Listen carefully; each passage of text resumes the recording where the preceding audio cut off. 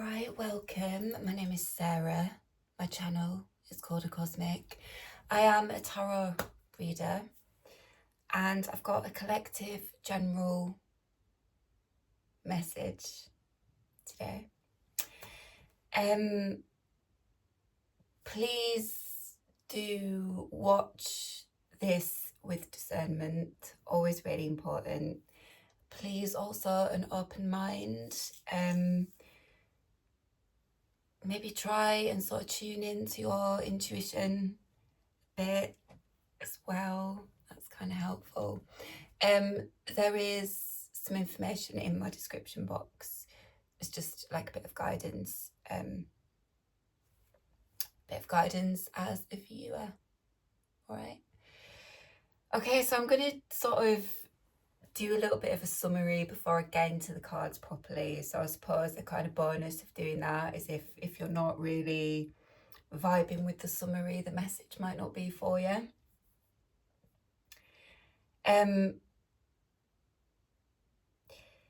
Basically, the dream space, dream state is very important context for everything I'm going to kind of chat about in this message.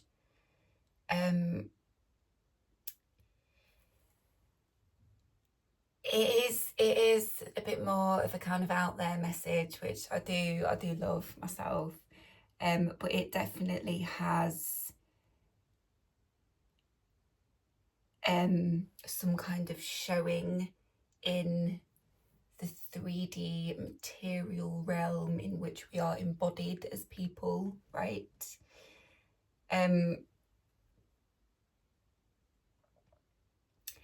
Basically, there is this idea, there is this thing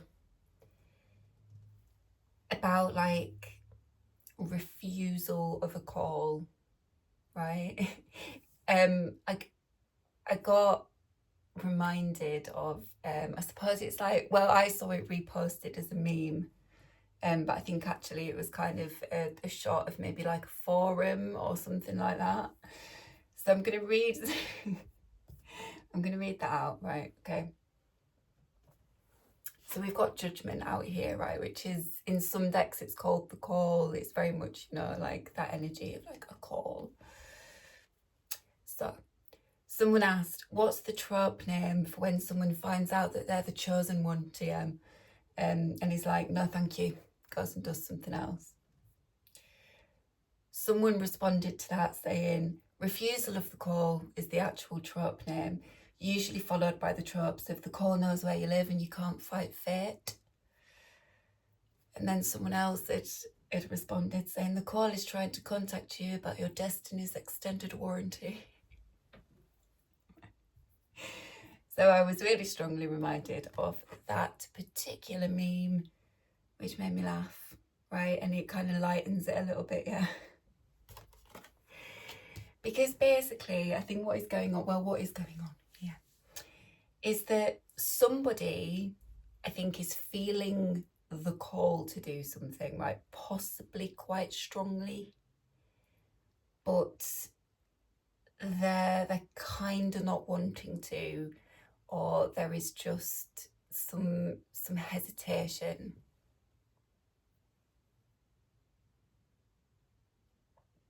I think also like something about like boundaries, like they're not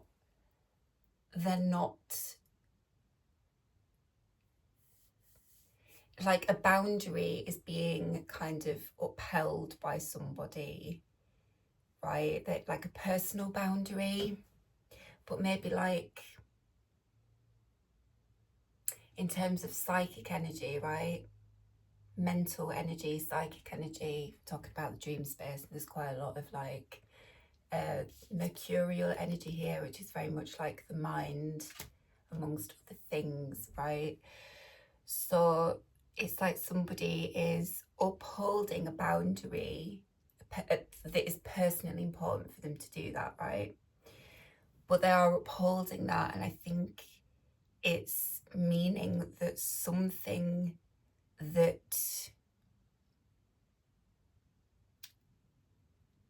is trying to get through to them, right? This kind of call energy isn't getting through, or they're not letting it through. There's some like resistance to it. There's some hesitation, right? If this is like a call to action, there's like hesitation to actually take some specific action.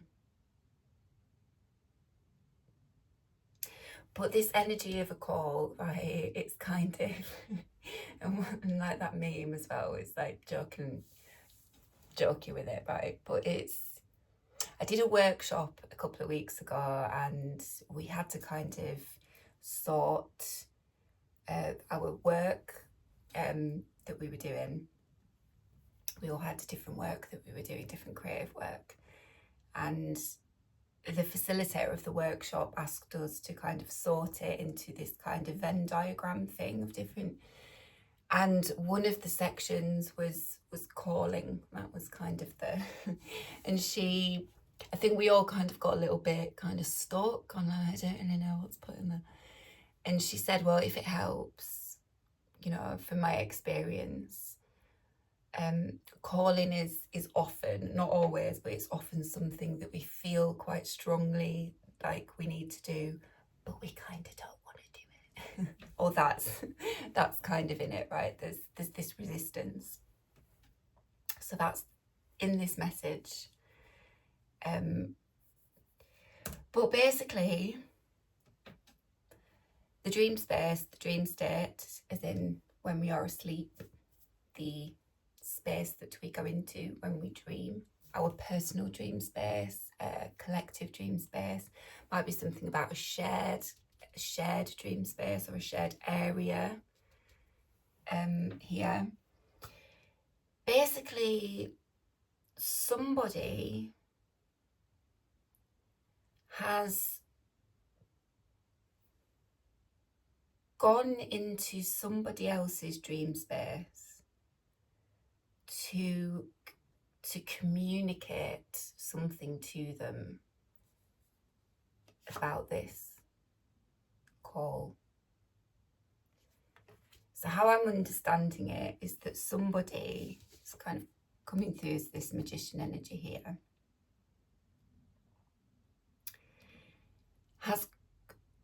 they either want someone's help, or they want someone to be involved in something, or they want someone, right? And they've gone into their dream space to communicate something about that to them, or to communicate that to them. Because there's this magician and there's this star energy here, okay? So I'm reading this as two individuals.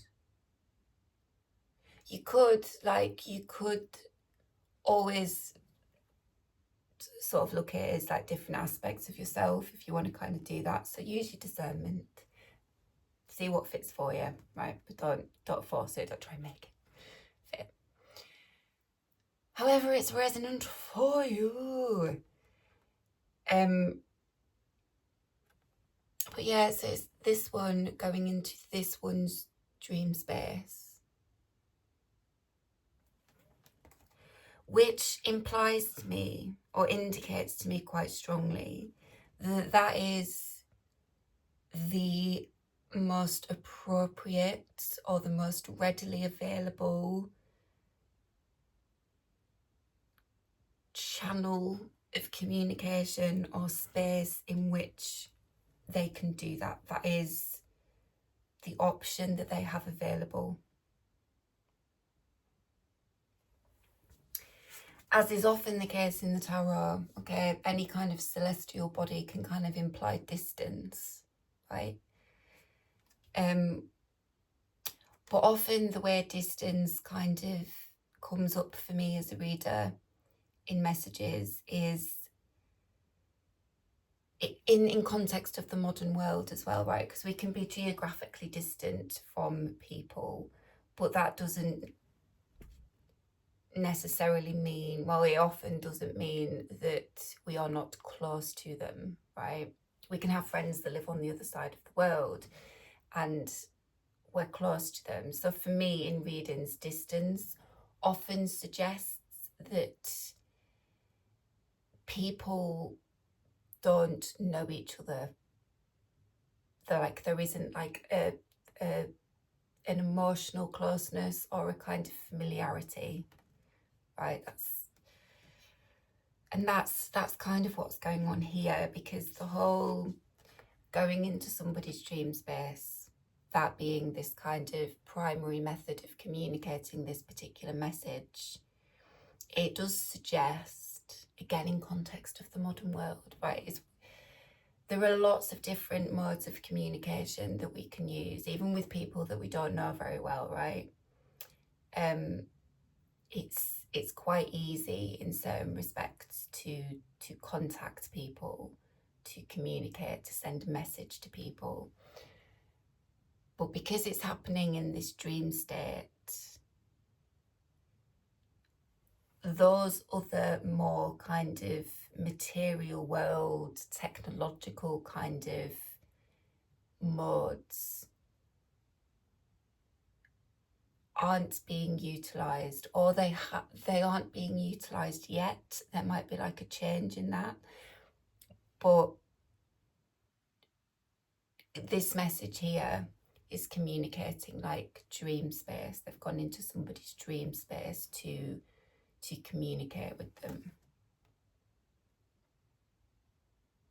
There's like this kind of summoning energy to this, right? You can kind of see the magician sort of summoning the energies from above and working with them, creating with them. He, brings them down and then he creates with them.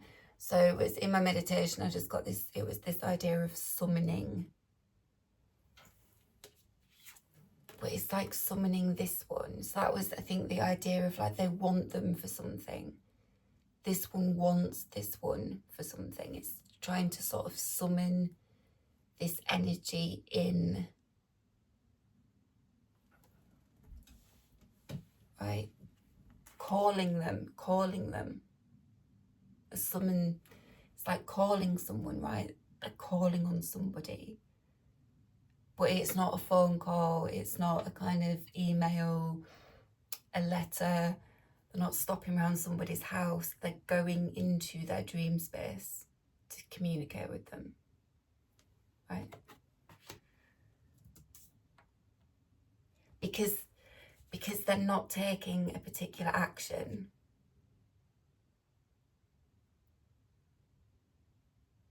Right?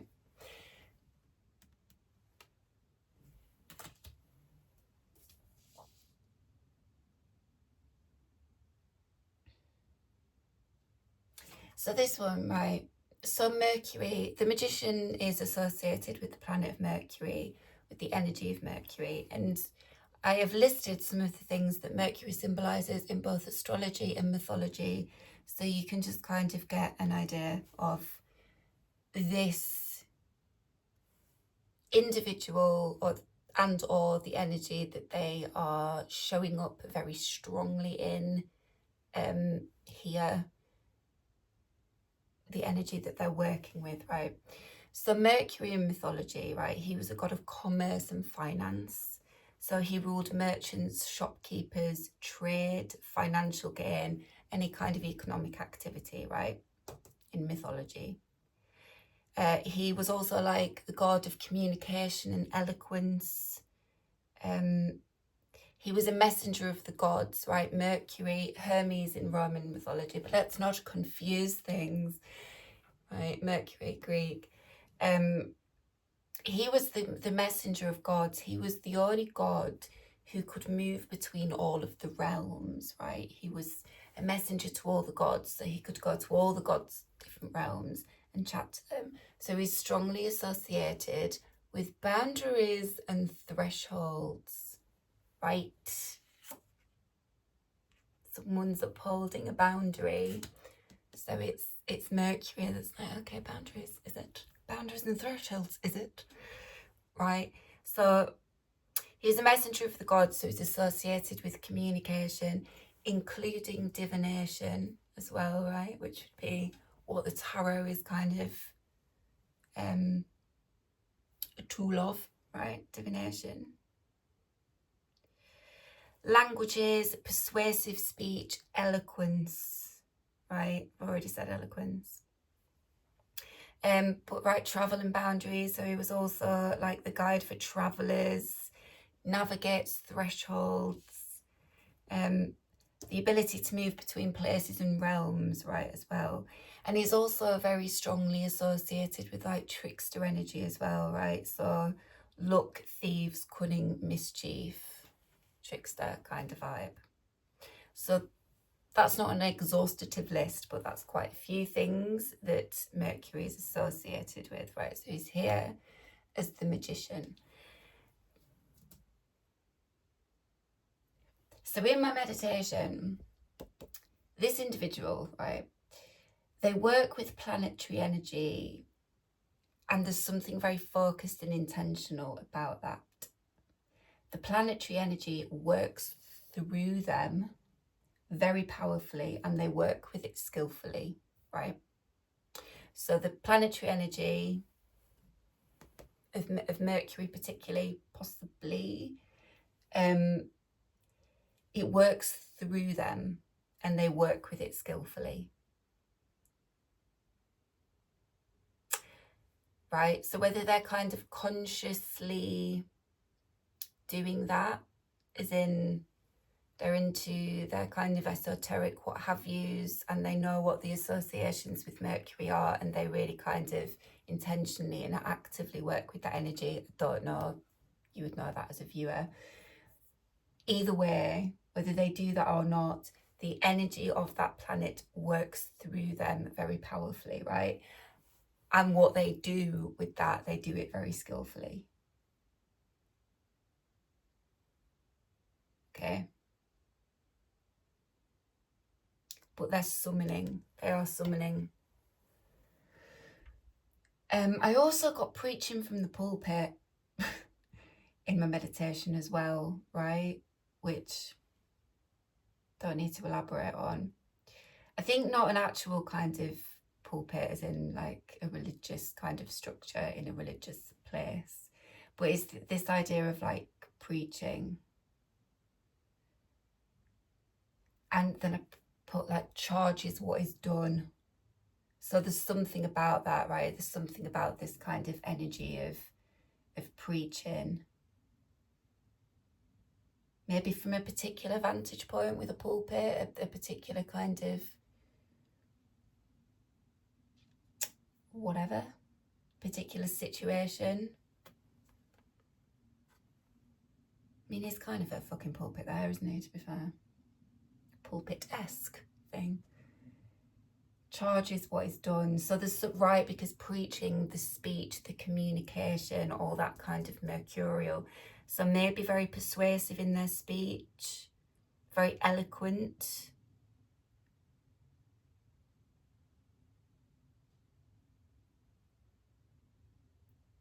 What they talk about as well, remember the associations with Mercury there.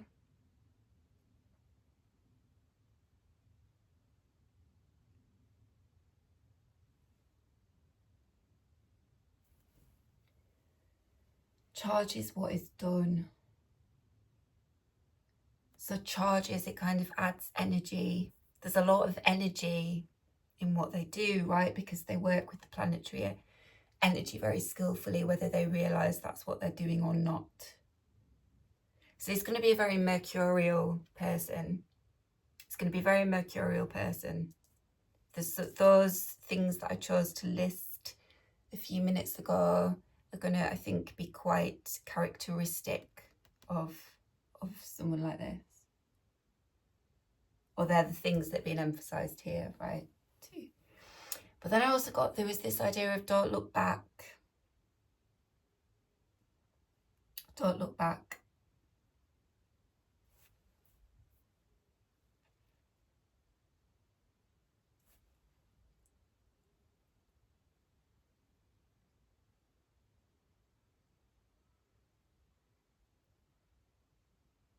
Don't look back. That's because of this manifestation card here. A few other things, right? Mercury, communication and thought. The planet is linked to the way we think, talk and express ourselves. It's also the fastest moving planet, right? So speed and swiftness as well. It's a fast moving energy. Swiftness, quickness, constant movement, learning, curiosity, intellectual stimulation and exploration, and the principle of liaison, movement, adaptation. Don't look back. Put that in bold.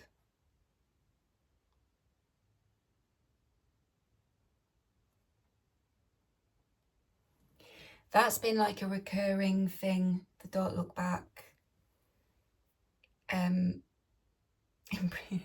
In previous readings, and it's important.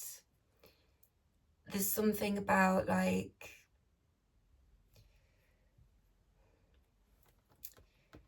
this manifestation, I mean, for this manifestation card to come out with the Magician, right, this is kind of demonstrating how skillfully this one works with the energy available to them, right? Because the Magician is like a kind of big manifestor energy. For it to come out with this actual manifestation card, it's sort of really highlighting that they do very tangibly kind of manifest things, right? There is this tangible material world showing of what they do. It's there. It's embedded. Something's embedded. It might be that a lot has gone into something that perhaps relative to all that has gone into it, there is a smaller showing up here, right? Right, the don't look back thing. So in my meditation, there was a big thing about non-linearity. I've put the timeline is more complex than is understood. It is not straight, going forwards or backwards, right? Spiral. There's a tendency to intellectualize backwards, referencing the past too much, or the past is informing the intellectual understanding of the present or the understanding of a particular thing in the present.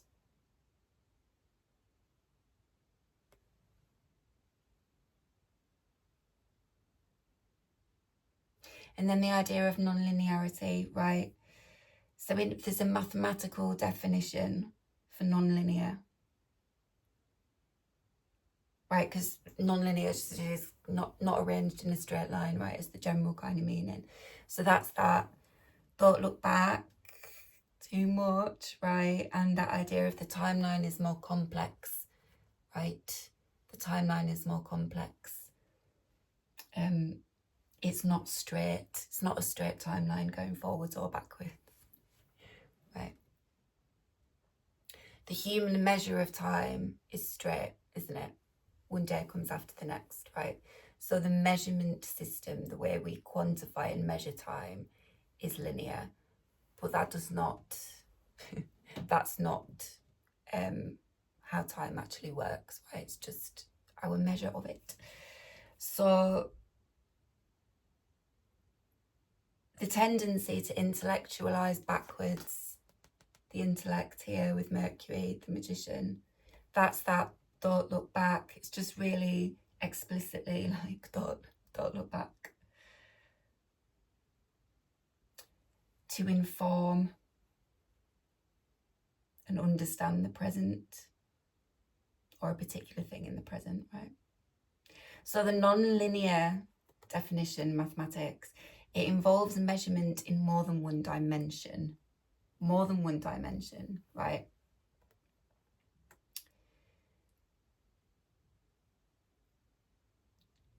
And then in my meditation, I got thinking spirals in terms of cycles, eye level perspective, I was seeing like a big violet spiral.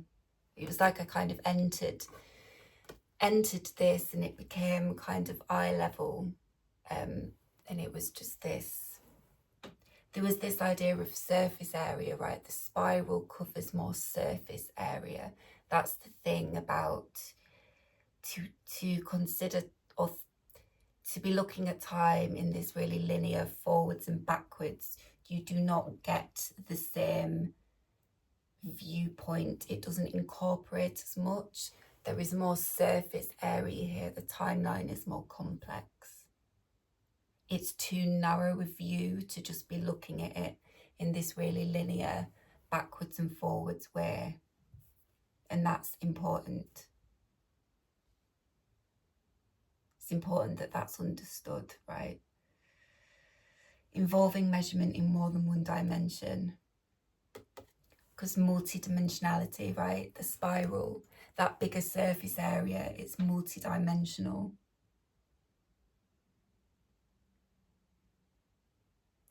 And I've put mindset, shifting the mindset, setting it to a different angle. An important adjustment.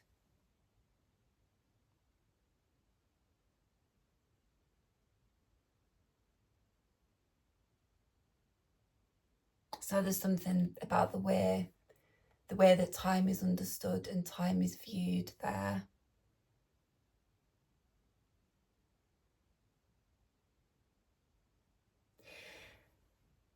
Actually,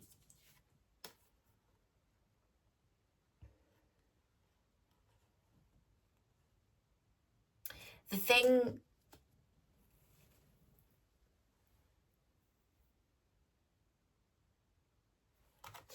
this idea of like the distance between two, right?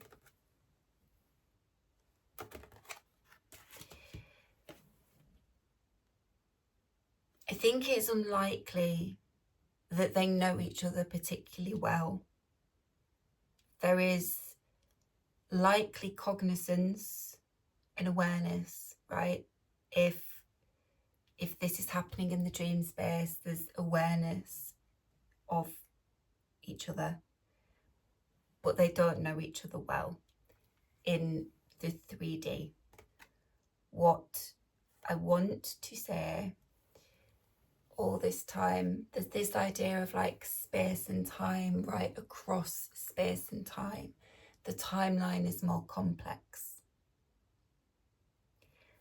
People who don't know each other very well, but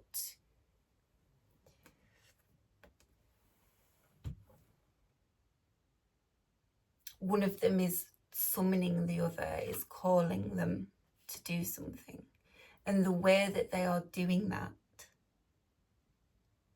is quite unusual, but it's also the fact that they are able to do that, I think, is significant. The fact that they are able to enter into someone else's dream space, or this one's dream space.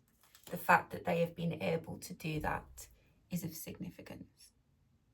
Because I think even though they don't know each other don't know each other well in a 3D material world sense, their souls know each other.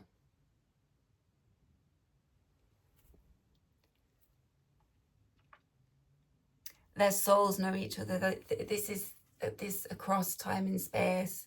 The timeline is more complex.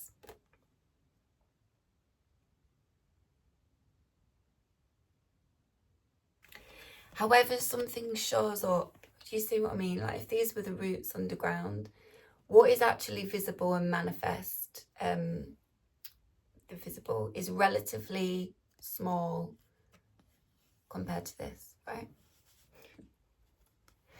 So one of the things this image is talking about is two who are cognizant of each other, they're aware of each other, but it's this small thing. But actually, when you factor in space and time in its true form, its true sense, right? Which, yeah, it's like there is all of this. There is all of this.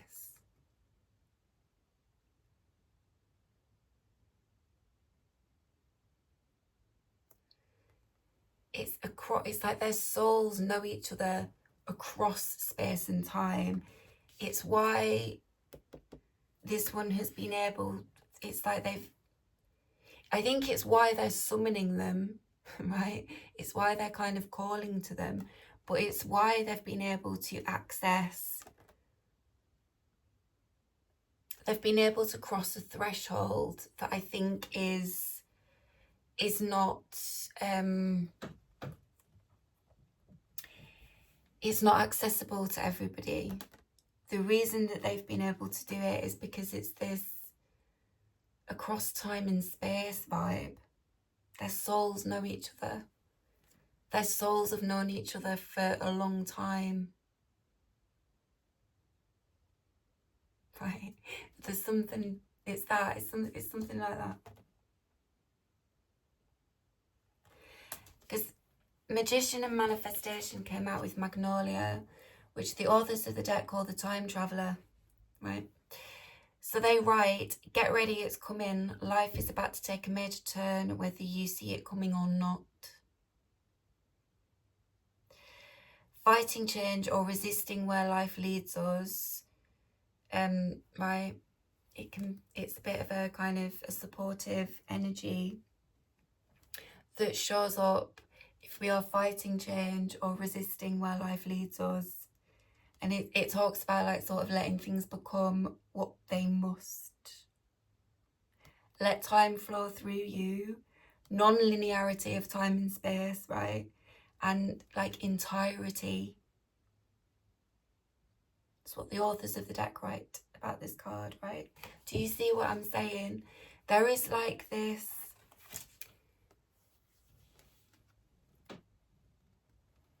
there is so much more to what is currently kind of showing. There is a lot more. It's fucking mega. Time Traveller. This mercurial planetary energy, or if you consider kind of Mercury as a deity, as a god who you can work with, the energy can work with you. However, whatever your cosmology is, however it resonates for you, okay? But this energy has been utilized because Mercury is the one that crosses time and space, can cross the thresholds and boundaries, can go to all the different realms. Right.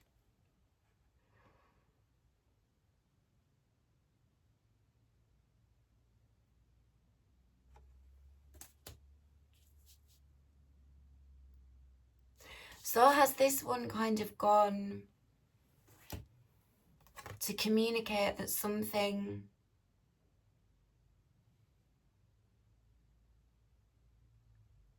is about to happen, something's going to happen.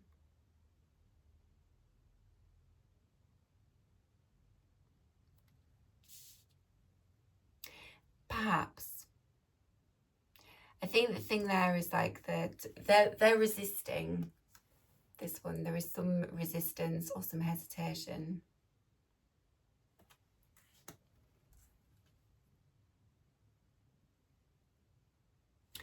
The next card out, am I on there? Am I zipping through? It's my mate's birthday. I'm meeting him soon. Meeting him soon. Right.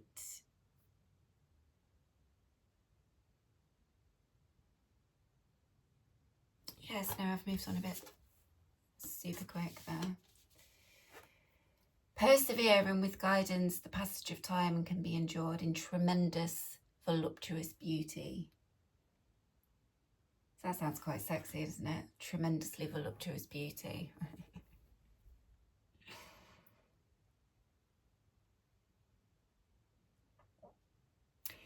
If you need to connect with time beyond your own and the knowledge of something bigger than yourself, Magnolia will lead you there. Magnolia will remind you that time and space have no hold on you, because time and space do not apply in the same way in the dream state.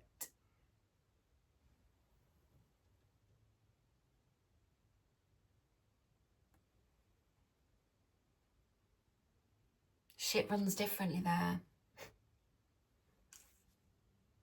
It's different. That's why it's the dream. It had to be the dream space.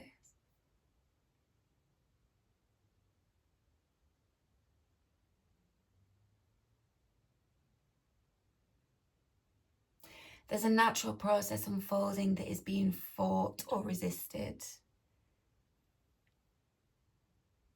Yeah, okay, it's the confirmation, isn't it, right? So somebody is... Do they know that somebody is resisting something, so they've gone to have a word with them in the most appropriate way, or the most appropriate way for this particular dynamic or connection, or for what it is, right? Because there's some other shit going on. Yeah, man, some other shit going on. So they, yeah.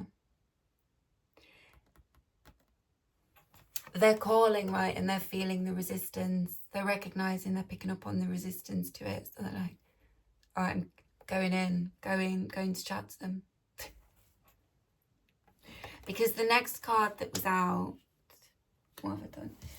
Was this Knight of Pentacles, right, which is an earth card. It's an earth energy. The figure looks like they're asleep, don't they? So it's, right, knights and messenger energies as well. So it's doubling up the idea of like message, messenger, zipping. So it might be a message that's very practical, but it's like it's applicable in the earthly realms, right? It's applicable in the earthly realms.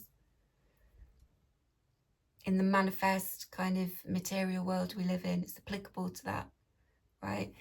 But it's like this, they're going in their sleep, right?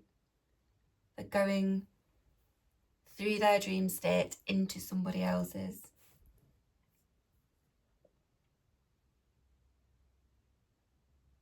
Is that the Knight of Pentacles is a Knight of Perseverance as well. Okay. So if they're kind of summoning and calling for someone to do something and there is resistance to that and there's a boundary, this one is persevering with that, right? It's not deterring them. They persevere. In my meditation, I got always by your side. And there was this, like this idea of like heart in motion. And also like breeze through the trees. There was this real sense of, you can't always hear it or feel it, but it's always there. It was this like breeze, the energy and the manifestation, right? Something, breeze through the trees. It's always there, the air's, right? The air's always there. Activated and moving in different ways, but it's always there. It's throughout this. It's woven throughout this. Always by your side. And like hearty, right? Robust, stalwart, substantial, wholehearted and real. This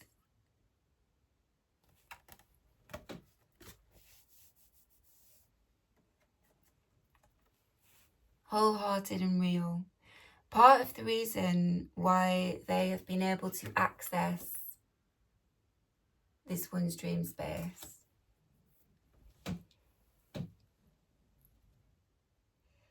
there's something, it's coming up in me discussing these cards. The reason that they've been able to access this one's dream space is something about their true will, which is, right, when we desire something very deeply, when we very deeply want something, it engages our true will, right? True will is very different kettle of fish, to the conscious everyday will that we use, right? If we've, you know, got some shit that we need to go to, we need to go to the shops, we need to do some work, whatever. Conscious everyday will. The true will is different, and it comes from this much deeper place.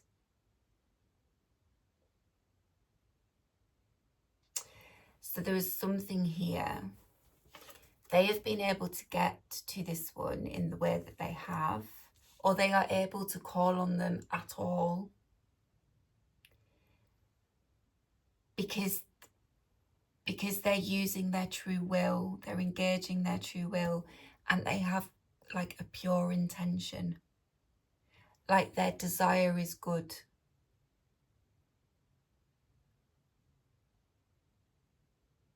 Right, it is in, it's healthy,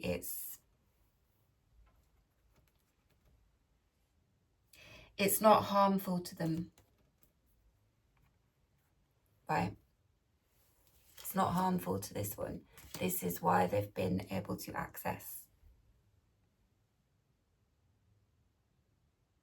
It's like, I think it's like this one's kind of supposed to get through. Because of this across time and space soul thing going on.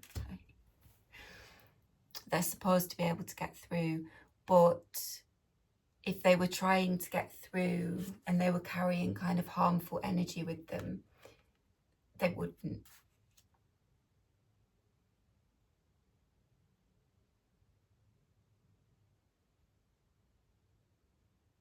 So there's true will and pure intention in what they're doing. And there's, did I say it, wholehearted and real? There's this real substantial.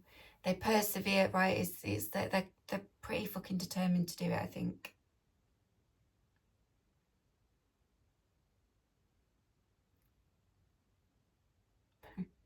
They don't care, I don't think, how long it takes. There's not really like impatience coming through here, or like, I don't think they're trying to rush someone. I think it's that they really want,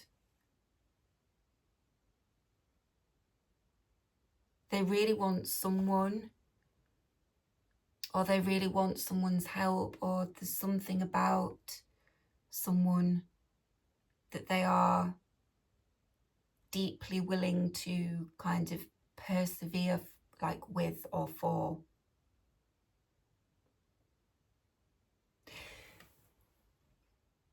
Because in this big fucking cosmic scheme of things, right, this the souls come across time and fucking space, right? So right, which it sounds really big and mega, but that's is something that will be recognized in that kind of, it will be recognized in some way, right? There might be something about people's eyes. You might see it in people's eyes. Or there might just be someone that you remember, a particular interaction that you remember. It was special, right? There was something about it that was special. Even if that's just like, well, you can't really forget it, but there's something deeper going on there. That'll be very personal to people. This message is not going to be for everybody at all, right? But I think I perhaps don't need to try and give examples of.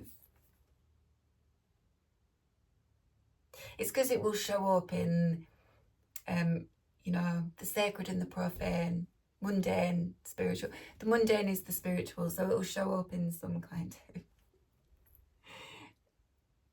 very human way, right, is what I'm saying. It's all this, like, across time and space, your souls know each other, right? So because of that, there's like this this perseverance. It doesn't really matter how long it takes. I think they just kind of want them, they want them in some way, right?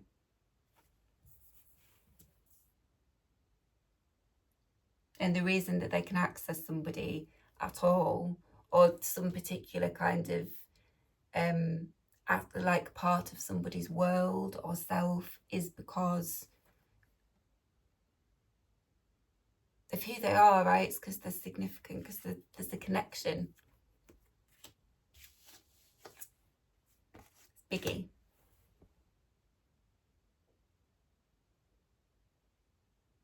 The connection won't be understood as well if you're just kind of considering, or it won't be understood in its fullness or whatever, if you're just kind of considering time as forwards, backwards, linear. This is kind of,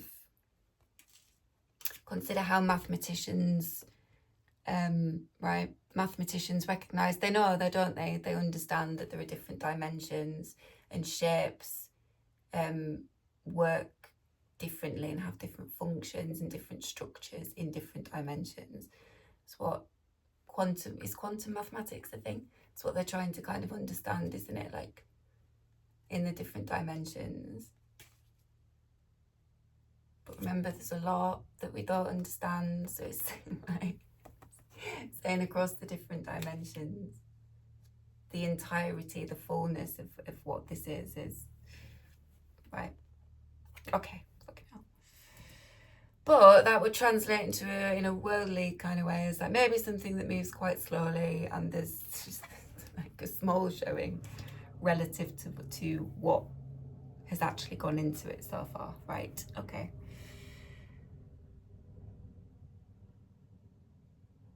There's some dejection was coming through here as well, though, like this sort of a bit of dejection, a bit downcast, maybe a bit downhearted. I think that was why I was maybe thinking, like, are they wanting somebody's help?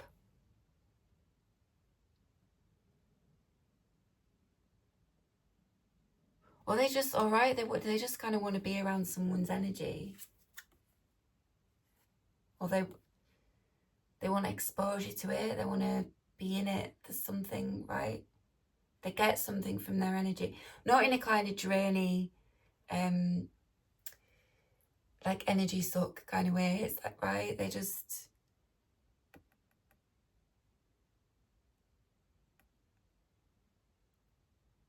This isn't like this isn't like downcast. This is like the kind of remedy to downcast. Is that right? Star, bright, high, healing energy in the tarot is all right, quite peaceful, quite healing energy.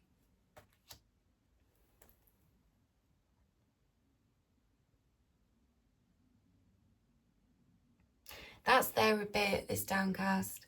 That might be something to do with the kind of looking at the past too much.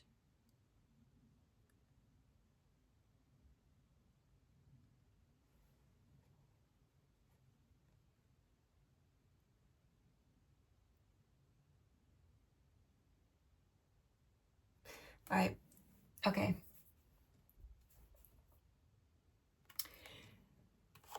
So it came out, Knight of Pentacles came out with intuition. Did I say it over here with Magnolia about like life's about to take a major turn, whether you see it coming or not? This was kind of indicating the turn. Something being pointed out again. I've written the Magician's intuition. Tear-filled view though. It was like when in my meditation, it's like you sort of looking at it through teary eyes. And then I've written turning point intuitively indicated. Right, understanding something without the need for conscious reasoning.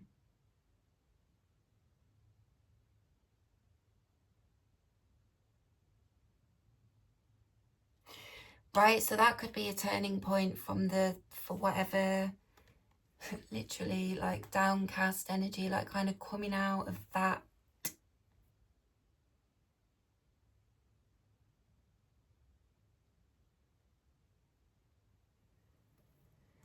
It's like, right, it's, I'm just kind of saying the same thing. There is, And right, it's actually like hard to not look at the past, but there really is something about like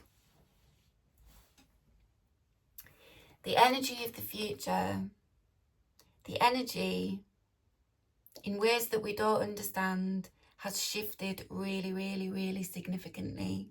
And it's like things from the past, the energy even of the present, but certainly of further along this complex timeline, isn't supportive. It's not supportive for like past energies. It's not really understood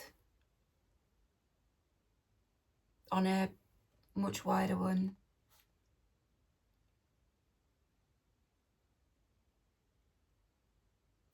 So the kind of the downcast, the feeling downcast, the dejection, it's something like it's because the past is being factored in too much. The way things have played out in the past are being factored in too much to the present and perhaps to the future. And what isn't understood because of the way time is viewed, right? Because of the way something is viewed, that's this much narrower thing.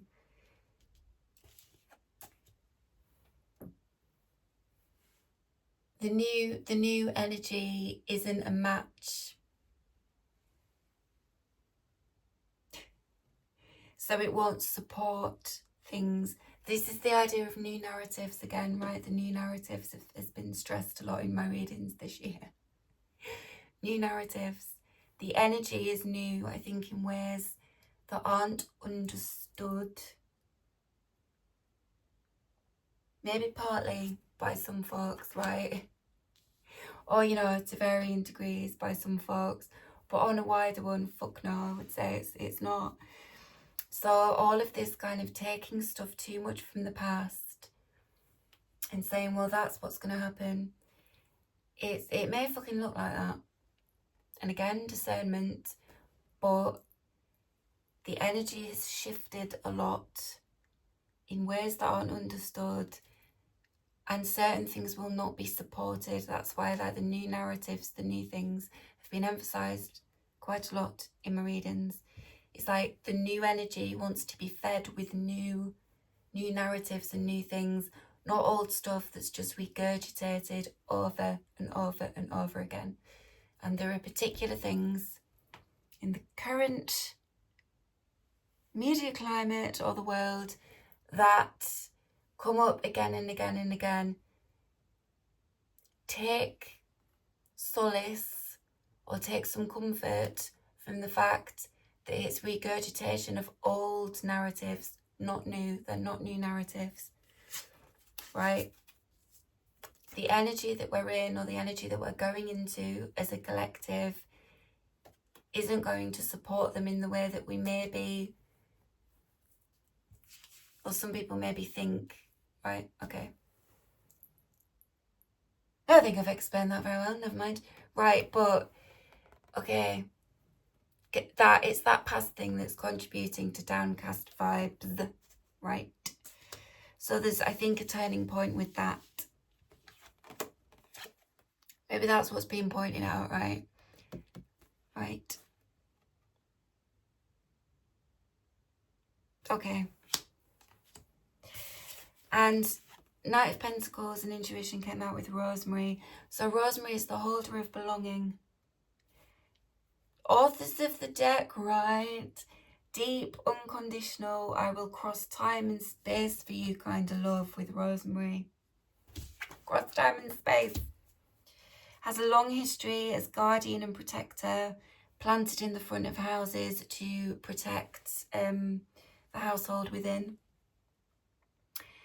The essence of Rosemary is deep satisfaction in creating something yourself. New narratives, right? That, not the old, not right. No. Creating something yourself, something lasting and meaningful. Oh, the new narratives thing came in there pretty fucking strong. Yeah.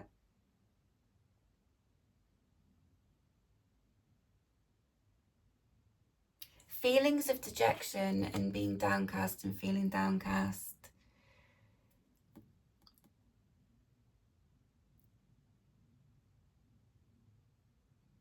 Things are never as bad as they seem, right?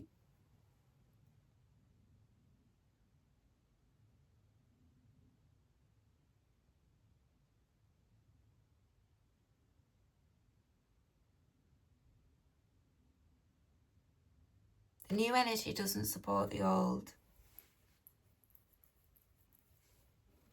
The timeline is more complex. It's going to be a turning point, right? Okay. Holder of belonging. It's also holding something, right? Belonging. States of belonging. Souls that have known each other for a long time.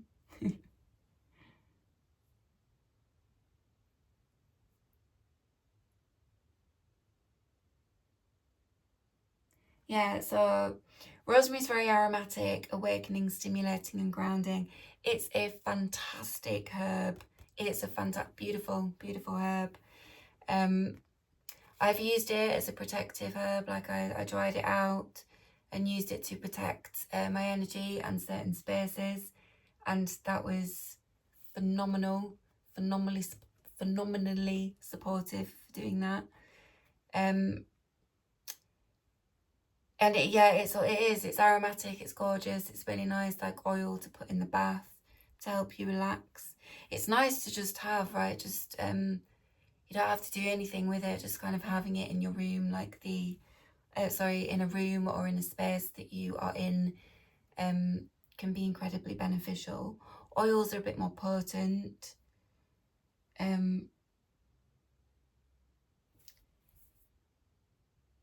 Yeah, but it's quite good if you're feeling a bit sort of disassociated, right? If you're not feeling completely present in your life or your body, if you're kind of forgetful, feeling absent, or struggling to keep up, right? So this could be like somebody who's just quite tired, right? As well.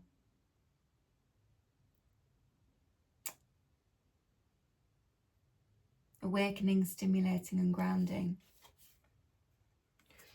I used to use rosemary. I used to put it under my bed to to protect my dream space. That was necessary for a time, a couple of years ago, right? So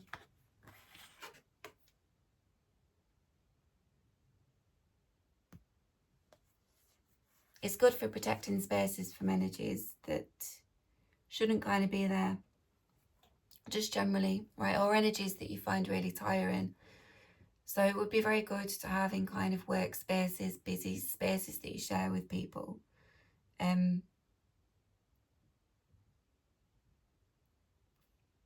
But it smells gorgeous. I mean, even just like cooking with it, right? Whack it in a load of cooking as well. So it'll stimulate, it'll invigorate, right? Because the tiredness and the dejection, that's addressing all of that, right? Rosemary would be good for that. Just put it around your home, in doorways maybe, right? Okay. What else? Gonna have to move quickly, so go meet my friend, celebrate his 40th. Right, okay, so the next card was the Star. Right, this Aquarian energy, Aquarian transition to higher states, the turning point. Okay, so that could be a feeling of downcast and dejected and coming out of that, right? So it could be signifying that this transition from dejection to feeling raised up again, right? Aquarius season, the sun enters Aquarius in tropical astrology in the middle of the winter. the winter quarter of the zodiac, right? So I think it's kind of, is it January? January the sort of 20th, 21st, till mid-February. Sun's in Aquarius. Right, Aquarius as an archetype symbolises social cohesiveness, cooperation, humanity, collective, indifference to material things. It's very big picture archetype, right? Quite out there, quite unusual, innovative archetype. Fluid, light, ethereal, volatile, limpid, transparently spiritual, and so to say angelic. I've written here, angelic. Someone who personifies this, I've written personifies. So all of those things there, someone personifies it, right?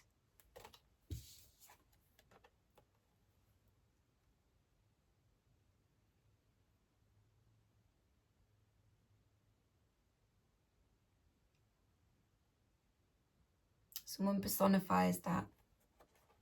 This one, right?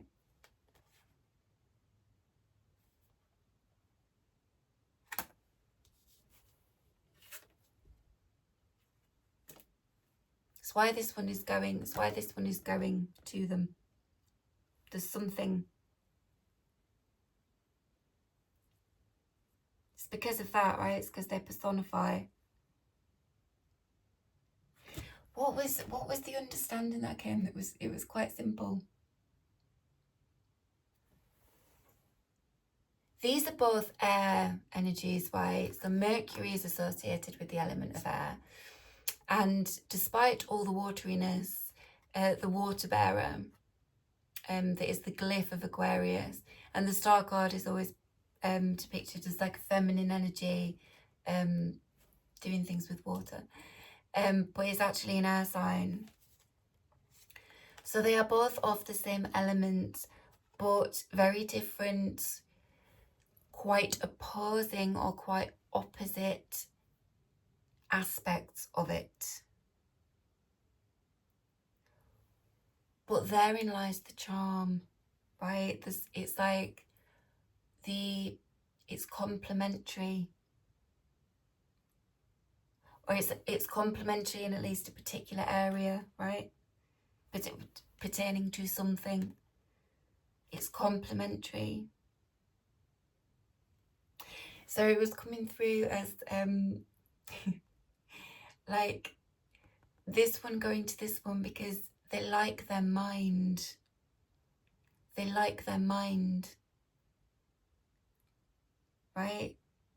They like the way that they think about things, or the way that they like see things, view things, understand things. They like their mind.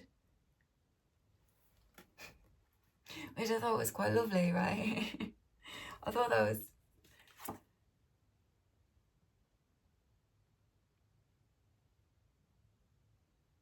They like their mind. There's like different showings of intelligence. Different showings of intelligence, and they're quite opposite but complementary.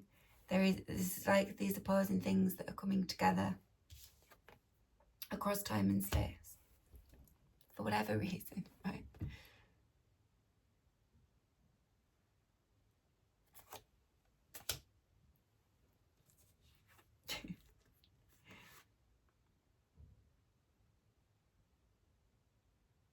This is quite human, isn't it? I think that's why that's quite lovely.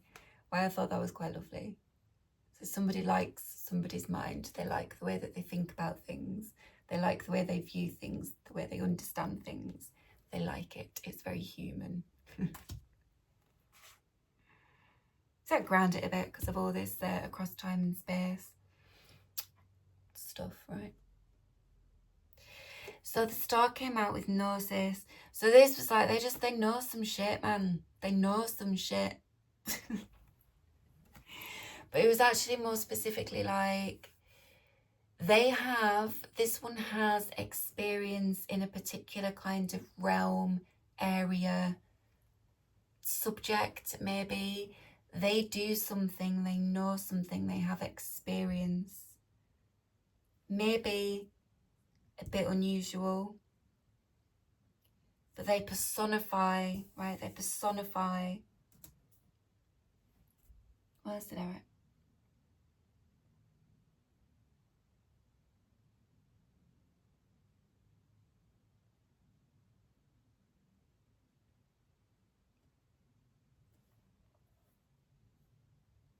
There's something quite innovative in, I think, something that this one has experience in. There's a bit of an idea. Yeah. Fuck, right? In my meditation. Old cosmic knowledge, or it's as old as the universe, yet new because it is unknown. They hold, right? They have in their possession old cosmic knowledge, as old as the universe, yet new because it is unknown. But it is in someone's experience, and so they hold the knowledge, right? And then I wrote, they are not unaware of this, but the eyes are in ways only just opening to this understanding.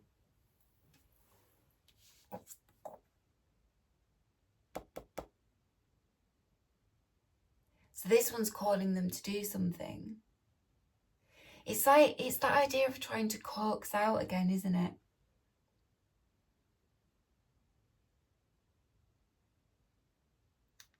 They're trying to kind of coax someone to do something.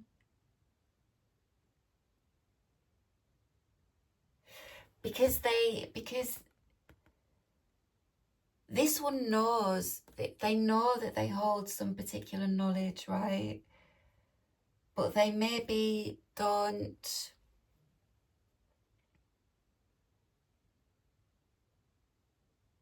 Something about their experience or how they live their lives, how they move about the world, right? Something about that. There is some knowledge locked into that they're aware of, but they're not seeing fully yet, right?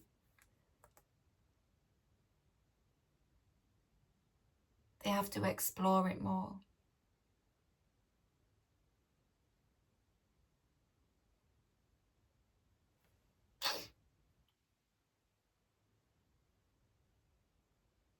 They have to like travel about the timeline. This one's like the god of travelers. It's trying to get, right? If there's something about like encouragement or trying to have someone understand something. It's trying to, there was perhaps verbal communication in the dream, or there will be verbal communication in the dream. Someone, right, like a conversation. So it might have been, someone might have said it really explicitly in a dream. They might have tried to say it really explicitly in a way that's eloquent, right, that can be understood. They're a gifted communicator.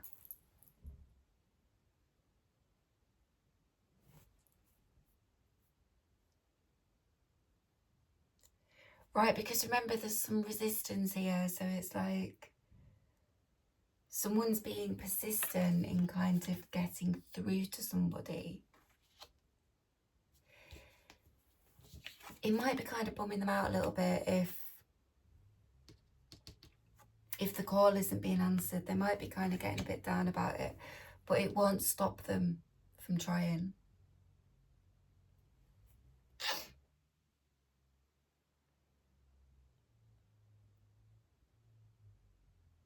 Yeah, came out with wild yam.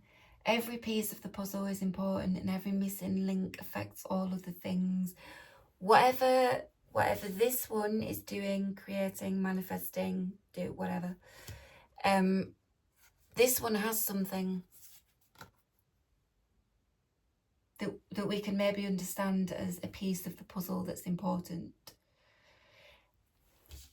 If this one can't use it or can't incorporate it or can't access them or something, some experience or knowledge that they hold, it's like a missing link that could affect things.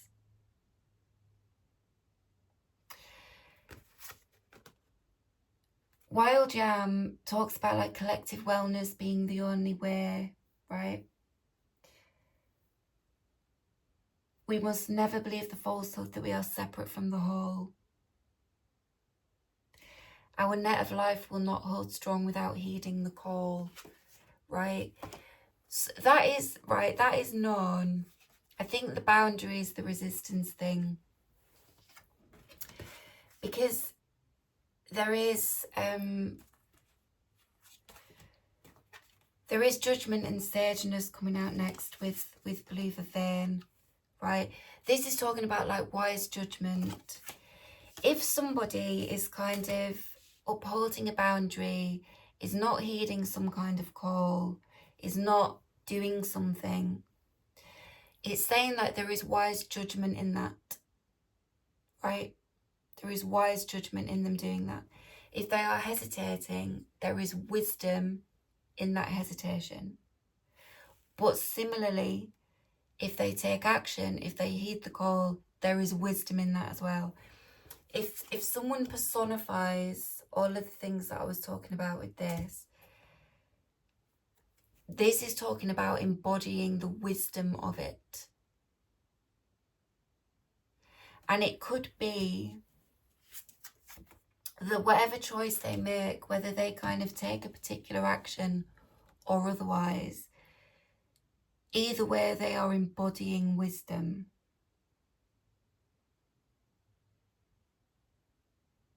Because there's wisdom, right? There's wisdom in their judgment, in whatever judgment they make. But also, right, there's wisdom in the call. It's why they're feeling called to do it, right?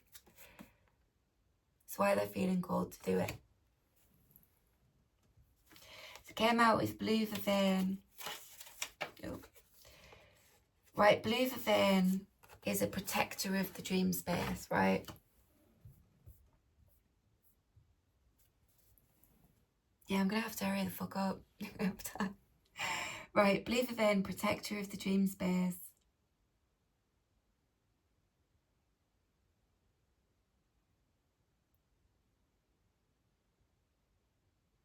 Fuck.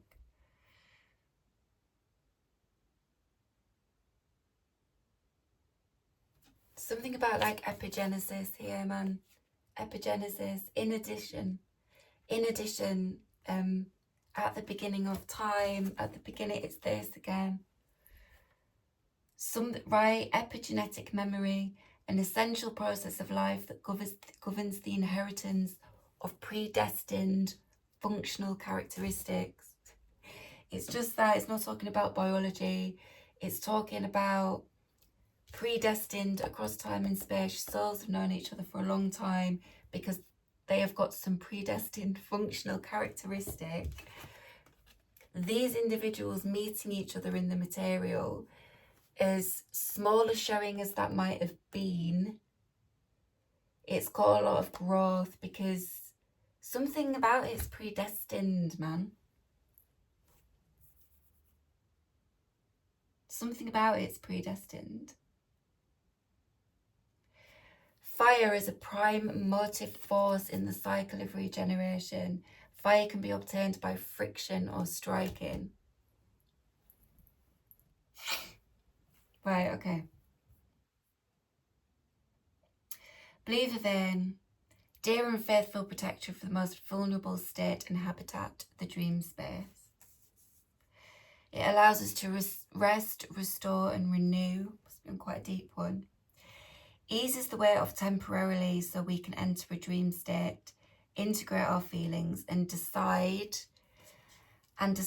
if and how we want to pick up those feelings again in the morning or shift the way we carry them.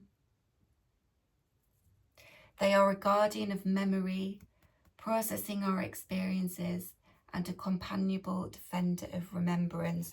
What have I just said about epigenetic memory? This is remembrance of something. Souls that have known each other a long time, and there is remembrance coming in here. there is remembrance coming in. So this might, this is what this dynamic's about. Possibly what the communication in the dream state is about. So maybe somebody has a particular kind of understanding of that, or maybe they both understand the same thing in different ways, right? But they like each other's minds, or there's a liking. They like their mind, right? They perhaps understand something in different ways, but there's a complementary thing going on here. It is far more expansive and spans much more than maybe currently understood. There's something about what this one does or experiences that they have, that they have access to something, right?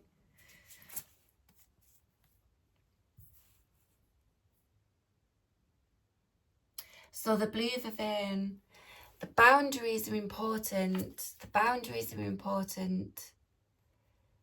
All this protective energy, right? To protect someone's dream space, because they have to be allowed to rest deeply and restore so they can remember some shit. And when I say remember, I mean like deep ass memory.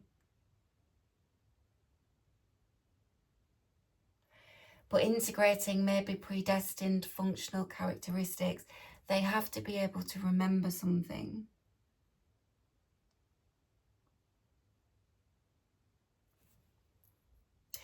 So then the boundaries, right, to ease the weight off temporarily. They might be getting their peace disrupted by stuff, right?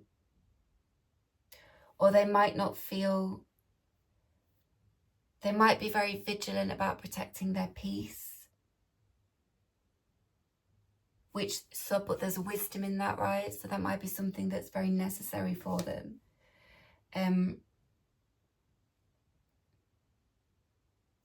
But it's making it very clear that they do have a choice about whether or not they heed this call to action. There is very much a choice, right?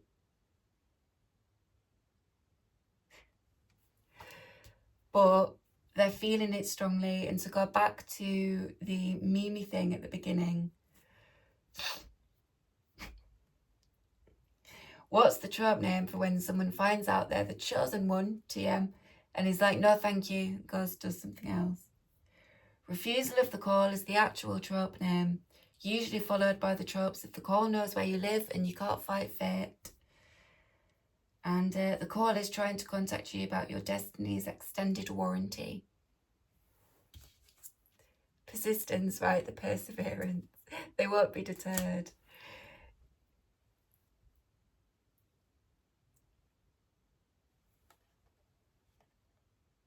Give it time. Don't be rushing people, right? The boundaries that they have are wise.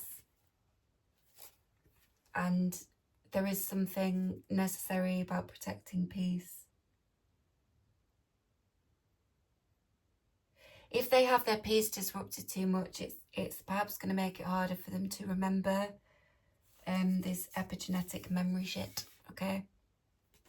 Or to remember that fully or in the way that they need to, so they can do something with it, right?